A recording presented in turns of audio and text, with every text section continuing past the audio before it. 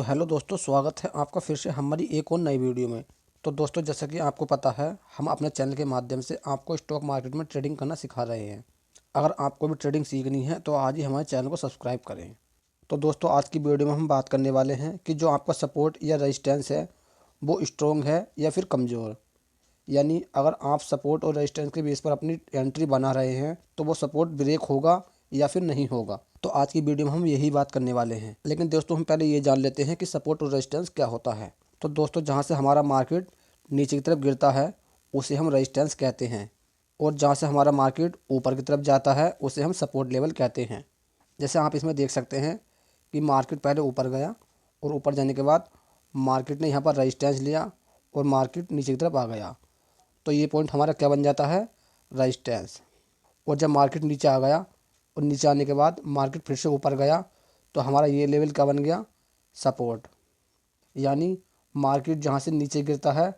उसको हम रेजिस्टेंस बोलते हैं और जहाँ से ऊपर जाता है उसको हम सपोर्ट बोलते हैं। तो जैसा कि आप इसमें देख सकते हैं कि मार्केट पहले ऊपर गया, ऊपर जाने के बाद मार्केट ने यहाँ पर रेजिस्टेंस लिया और रेजिस्टेंस लेने के बाद मार्केट नीचे की तरफ आ गया, और नीचे आने के बाद मार्केट ने यहाँ पर सपोर्ट लिया और सपोर्ट लेने के बाद मार्केट ऊपर की तरफ चला गया। तो ये पॉइंट हो गया हमारा रेजिस्टेंस लेवल और ये पॉइंट हो गया हमारा सपोर्ट लेवल। तो दोस्तों, सपोर्ट और रेजिस्टेंस के बारे में मैं एक बात और बता देता हूँ। तो दोस्तों, जब मार्केट अपने रेजिस्टेंस को ब्रेक करता है और ब्रेक करने के बाद मार्केट नीचे की तरफ आता है और जब अपने पॉइंट को रिटेस्ट करता है तो जो हमारा रेजिस्टेंस लेवल था वो हमारा अब क्या बन जाएगा? Support level. यानी जो हमारा पहले रेजिस्टेंस था, अब वो जब मार्केट ऊपर की तरफ चला गया और ऊपर जाने के बाद जब मार्केट नीचे की तरफ आ गया तो उसके बाद वही रेजिस्टेंस हमारा सपोर्ट लेवल बन जाएगा। तो दोस्तों, अब आपको समझ में आ चुका होगा कि रेजिस्टेंस क्या होता है और सपोर्ट क्या होता है। तो दोस्तों, अब हम बात कर लेते हैं कि जो हमारा सपोर्ट या फिर रेजिस्टेंस है वो स्ट्रॉन्ग है या फिर वीक है, यानी हमारा लेवल कमज़ोर है या फिर मजबूत। तो दोस्तों, हम आ चुके हैं एक इमेज के ऊपर। तो जैसा कि आप इसमें देख सकते हैं कि मार्केट पहले अप ट्रेंड में था और अप ट्रेंड में जाने के बाद मार्केट ने यहाँ पर रेजिस्टेंस लिया और रेजिस्टेंस लेने के बाद मार्केट नीचे की तरफ आ गया, और नीचे आने के बाद मार्केट ने यहाँ पर सपोर्ट लिया और सपोर्ट लेने के बाद मार्केट फिर से ऊपर की तरफ चला गया, और ऊपर जाने के बाद मार्केट ने फिर यहाँ पर रेजिस्टेंस लिया और रेजिस्टेंस लेने के बाद मार्केट फिर से नीचे की तरफ आ गया, और मार्केट ने फिर से सपोर्ट लिया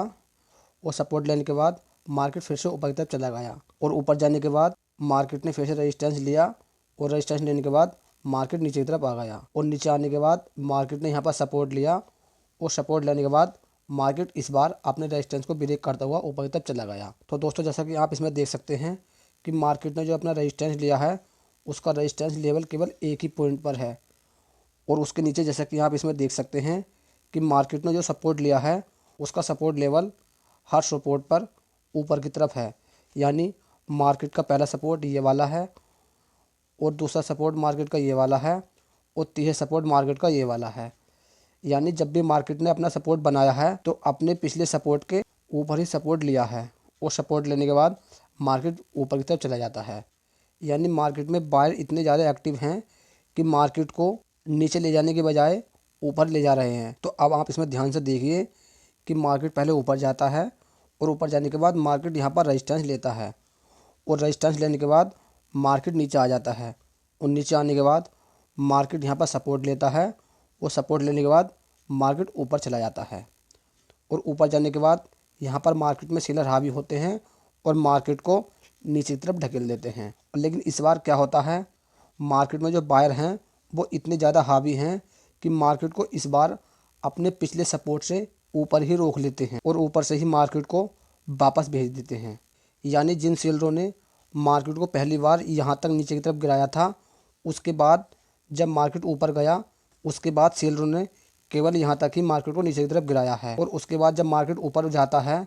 तो उसके बाद मार्केट में फिर सेलर हावी होते हैं, और अब जो मार्केट को सेलर गिराते हैं वो इस पॉइंट तक ही नीचे गिराते हैं। यानी इस बार मार्केट में इतने ज़्यादा बायर हावी हैं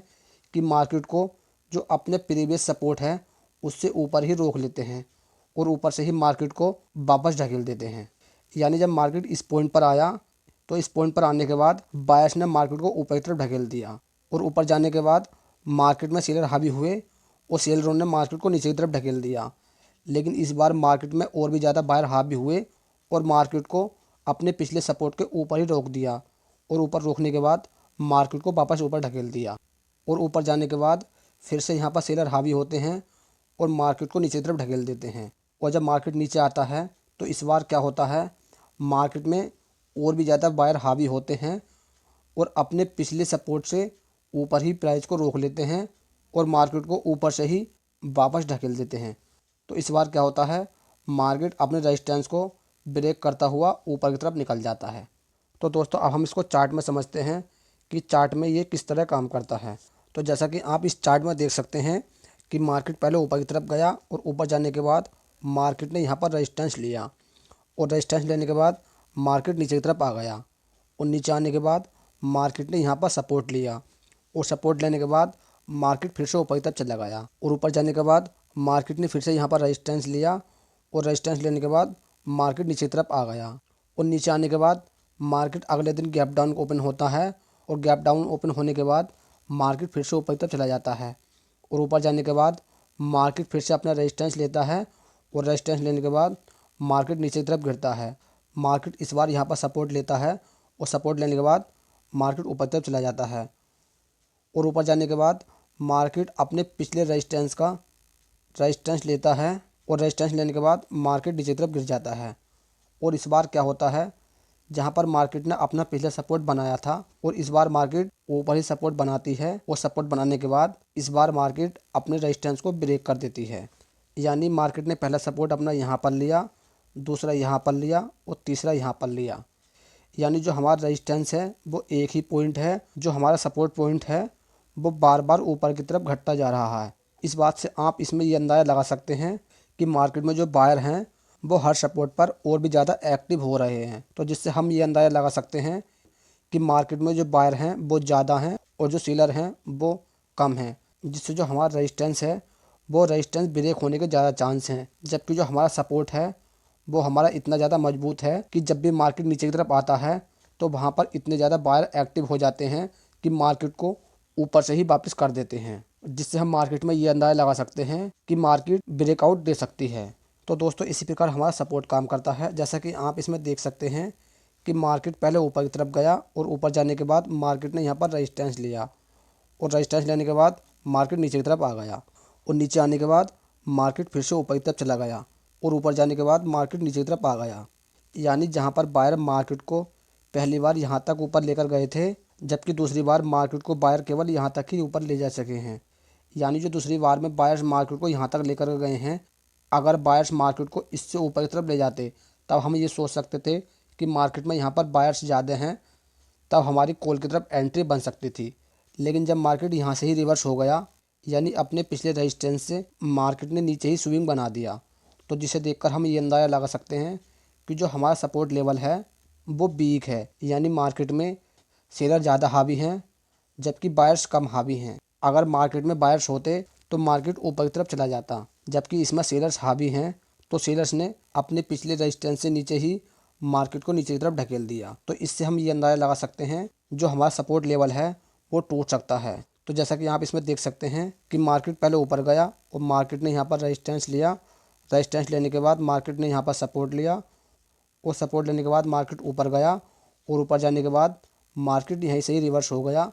और रिवर्स होने के बाद मार्केट कंसोलिडेट करता हुआ नीचे की तरफ आ गया, यानी अपने सपोर्ट लेवल को ब्रेक कर दिया। दोस्तों अब आप समझ चुके होंगे कि जो हमारा सपोर्ट लेवल है वो स्ट्रॉन्ग है या फिर वीक। दोस्तों अगर आपको इसके बेस पर अपनी एंट्री बनानी है तो आप इसमें देख सकते हैं कि जब भी मार्केट अपने सपोर्ट लेवल को ब्रेक करे और ब्रेक करने के बाद जब भी मार्केट अपने पॉइंट को रिटेस्ट करे और रिटेस्ट करने के बाद जब भी यहाँ पर कोई बेरिश पैटर्न बने तो उसके बाद आप अपनी एंट्री सेल साइड में बना सकते हैं और आपको जो स्टॉप लॉस होगा वो इस पॉइंट के ऊपर होगा, जिसके बाद आप मार्केट से अच्छा खासा प्रॉफिट कर सकते हैं। तो दोस्तों अगर वीडियो अच्छी लगी हो तो वीडियो को लाइक करें और चैनल को सब्सक्राइब करें।